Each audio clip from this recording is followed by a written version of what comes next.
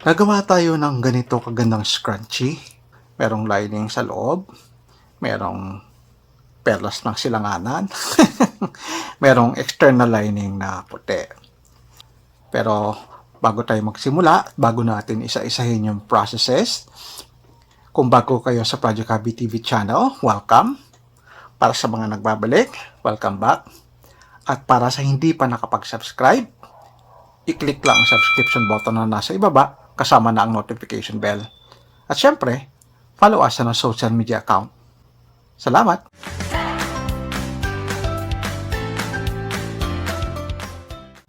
Ito yung mga tela ng scrunchie na gagawin natin.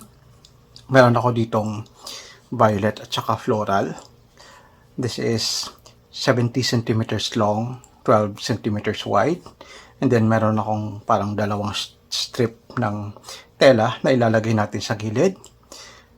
Parehas lang din ang haba, 70 centimeters. Then ang lawak nito is 4 centimeters, pinold ko sa gitna, and then pinalansya para maayos natin tahiin. So mapapansin niyo, medyo nagpe-fray yung tela. So gusto ko maiwasan yan habang nagtatahi ako kasi magpe-fray yan habang tinatahi natin. Ang gagawin natin, sisigsagan natin yung gilid nito. Ito ding isa. Alright? Pero bago natin sisigsagan, pagdudugtungin muna natin itong dalawa ng paganon, tatahiin natin dito sa line, and then saka natin sisigsagan. Alright? So yung una natin gagawin, pagdikitin natin itong dalawa, tatahian natin ng paganon dito. So ayan, pagtapatin lang natin yung fold, pati yung line. So kahit hindi pantay dito, okay lang yan as long as pantay yung line. Yan.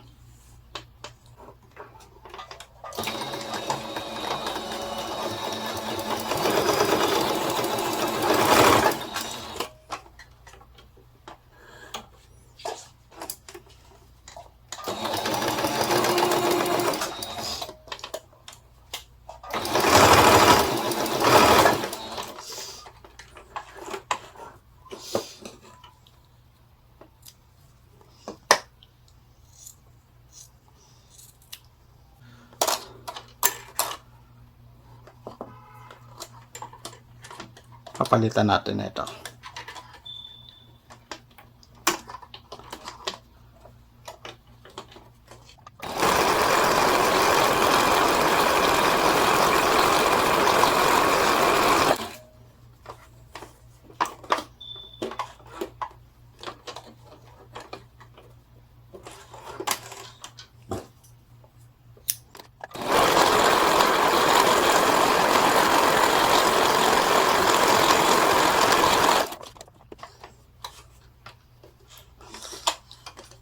Right.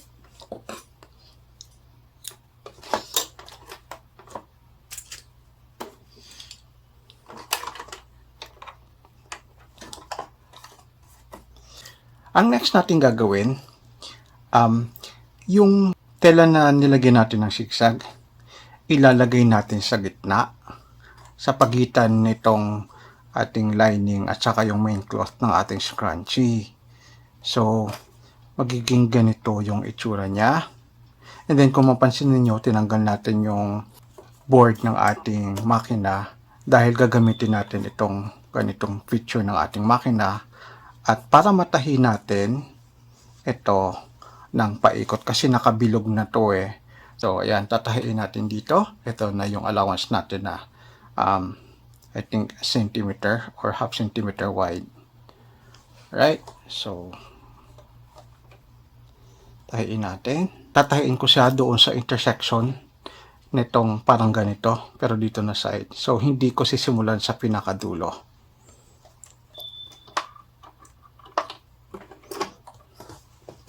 So, dahan-dahan lang. From time to time, tingnan nyo yung alignment ng upper, middle, at saka lower na tela natin.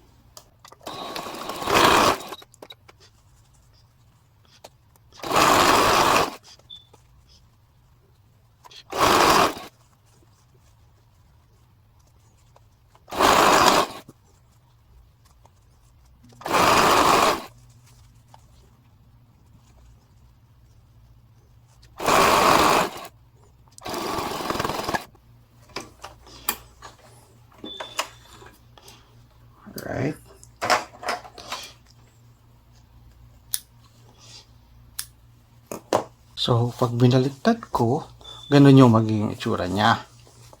Right? Yan.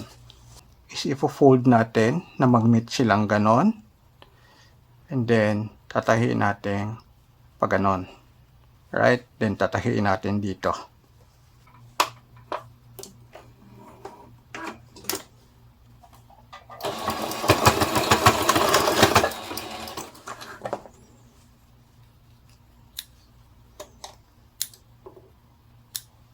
So, pagdikitin natin itong part na to, and then ifo-fold natin base dito, tatahiin natin ng pagganon. So, ayan. Pag tinahi natin, kaganon siya, huwag natin isama ito.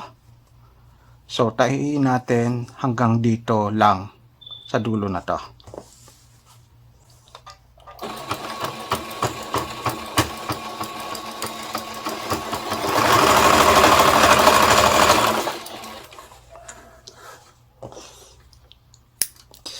Dito sa kabila, magiging iba yung case niya. Kasi, kailangan lagyan natin ng provision para doon sa paglagyan natin ng garter natin mamaya. So, maganda to pag paplansyahin pa talaga. Pero, tsagain nyo na lang na i-fold. So, gayahin natin yung fold dito. Dapat nakaganon siya. Ayan. So, ayan siya. So, imagine niyo lang, meron tayo ditong butas para sa ating lagayan ng garter. Let's say 4. Then, since may allowance pa tayo dito 1 cm, so magiging 5 dito. So, ayan.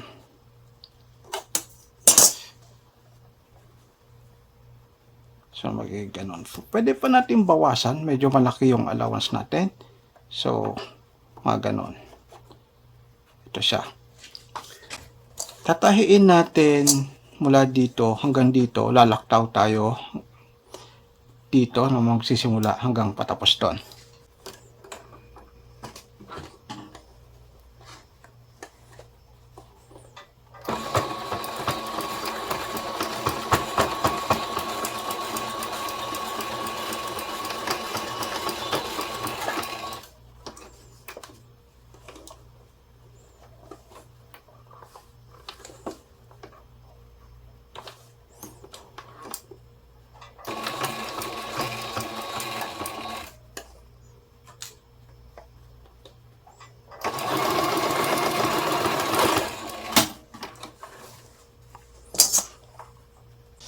Ngayon, ang next natin gagawin, itong ating isang lining o yung isang sort of ribbon natin, ipapasok natin dito.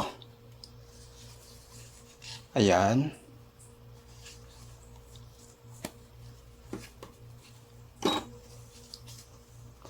Magiging ganun siya.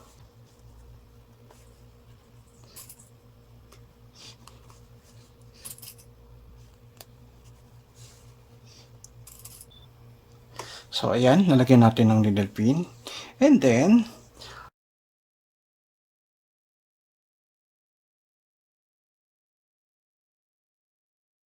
para makabit natin itong isang parang lining na to, outside na lining, o yung line sa baba na kagaya nito, ipapasok natin ito dito, ng paganon. And then, ito, ifo-fold natin ng paganon. And then ito, pagtapatin natin. Ito yung tatahiin natin dito na part. Tapos hatakin natin ng hatakin later on kapag kailangan na natin mag-move sa kabilang section.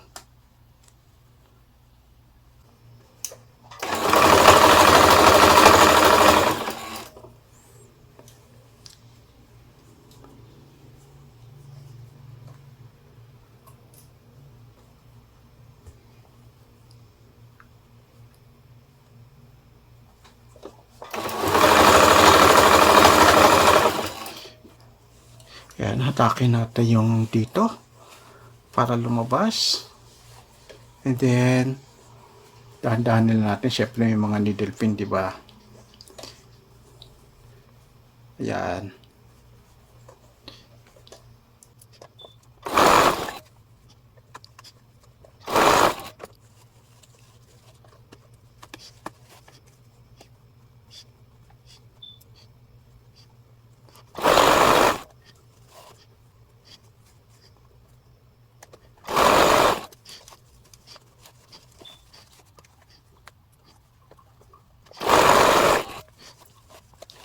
Ayan. Malapit na nating mabuo. Huwag natin tahiin through and through. Maglagay tayo ng konting distansya or buksan natin ng konti para doon natin ilabas pag babalik na natin yung ating scrunchie. Right? So, maglagay tayo ng konting allowance or ng butas nga para doon natin ilalabas. So, yan.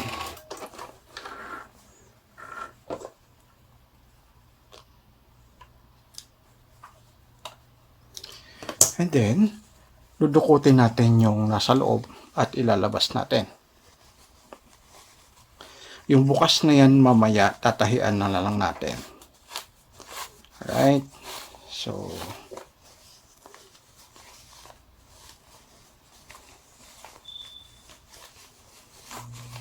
ayan, yung itsura ng ating scrunchie. Okay, paplansyahin ko to muna and then papakita ko sa inyo.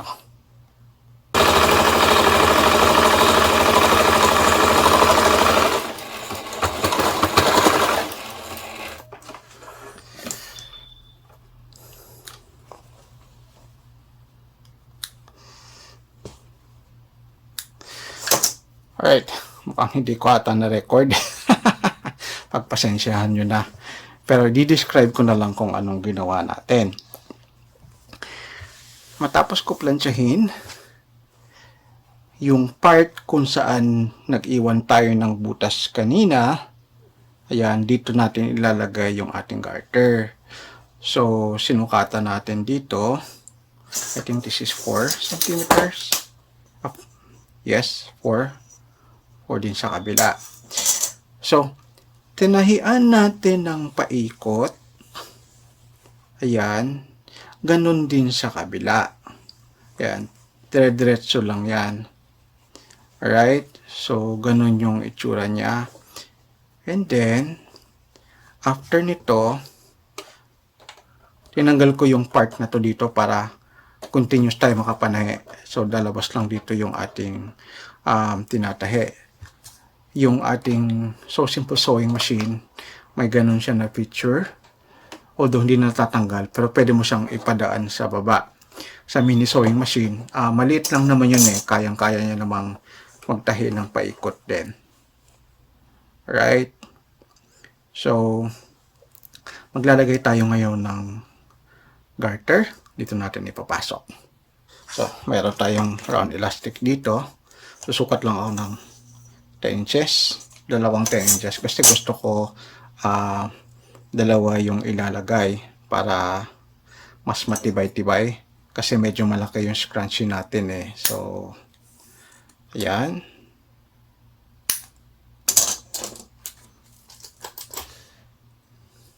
Ngayon, bago natin ilagay, gusto ko lagyan dito ng ipit para pag pinasok natin, napipigilan yung garter dito. I mean, from going through. Yung dulo ng garter, napipigilan from going through. So, yan.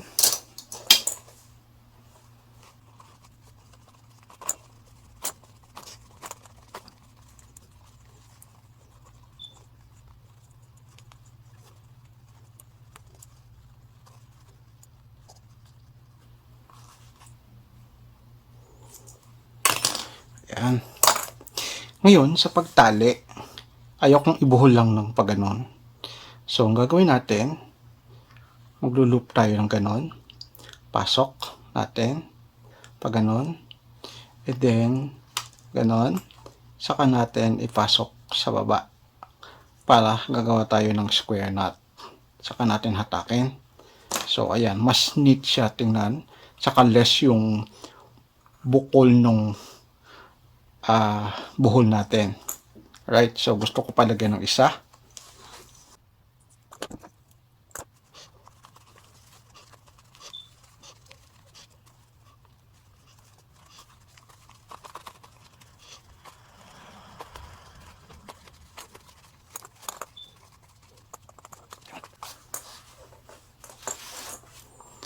There you go.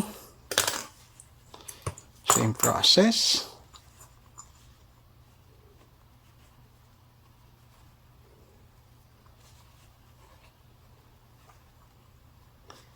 Ayan, hatak.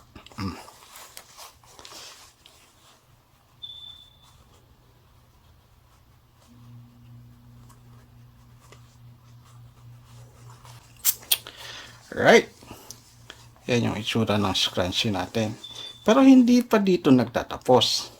Kasi, kadalasan naman ganito lang yung style ng iba eh. So, mag-innovate tayo ng something mas maganda, I guess. So, hindi lang nagtatapos dyan yung ating scrunchie. Dahil meron tayong perlas ng silanganan. So, meron tayong pearl kuno. Ilalagyan natin siya ng perlas din. Alright? So, ngayon, mag-hand stitch tayo.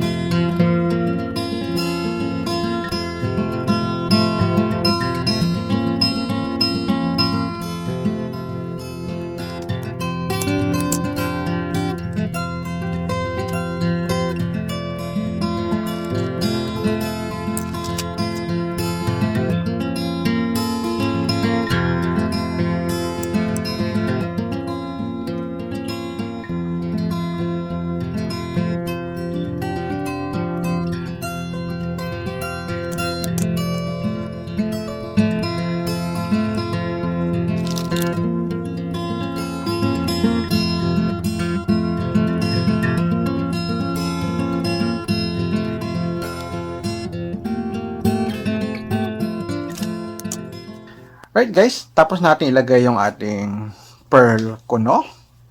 So, ito yung kinalabasan ng ating scrunchies. Nag-innovate tayo from the existing ones. So, bukod doon sa double lining ng violet tsaka ng itong flower o itong floral na design ng tela, nilagyan din natin ng ganito. So, mas maarte siya sa mga existing na crunchies na tutorial online. Right? So, ganun lang yun. Kung may makita kayong kunwari existing na rin na may ginagawang ganito, pwede nyo pang i-improve or yung tinatawag na innovation. That's it muna for today. Sana may natutunan kayong panibagong kaalaman dito sa Project Hobby TeeVee. At kung may mga related questions kayo or any video suggestions, i-comment nyo lang sa ibaba. Siyempre, bago tayo magtapos, huwag natin kalimutang bigyan ng malaking thumbs up ang ating video at i-share. Maraming salamat sa panonood. Till next time, dito lang sa Project Hobby, your Hobby TeeVee. Bye-bye!